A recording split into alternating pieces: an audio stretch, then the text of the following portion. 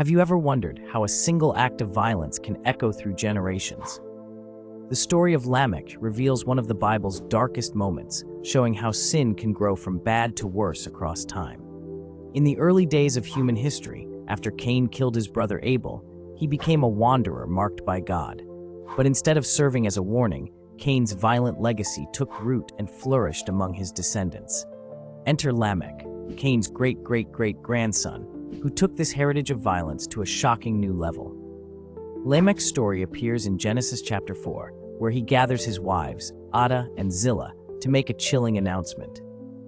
In what scholars consider the first recorded poem in the Bible, Lamech boldly declares, "Listen to my words, wives of Lamech. I have killed a man for wounding me, a young man for striking me. If Cain is avenged 7 times, then Lamech 77 times. This boast reveals something profound about human nature.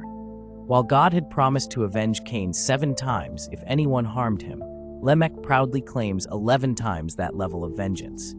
He's not seeking protection. He's bragging about murder and promising excessive retaliation against anyone who crosses him.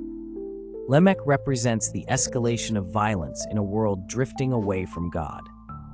Where Cain had shown remorse and feared punishment, Lamech celebrates his killings. Where Cain received God's protection despite his crime, Lamech demands even greater protection as his right. This is human pride at its most dangerous, turning God's mercy into a license for greater evil.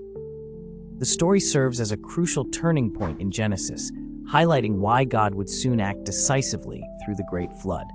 Lamech's attitude exemplifies how humanity had corrupted its ways, with violence filling the earth. His boast becomes a mirror reflecting the darkness in human hearts when we drift from our Creator. This ancient tale carries a timeless warning about the generational impact of violence and the danger of pride. When we justify our wrongs or take pride in harm done to others, we follow Lamech's path. Yet it also points to hope. For just as sin increased, God's grace would prove even greater through the promise of redemption that would eventually come through another descendant, Jesus Christ. Lamech's story reminds us that unchecked sin doesn't stay contained. It grows and spreads across generations. But it also shows why humanity needs divine intervention, revealing the heart condition that makes God's saving work necessary in every age.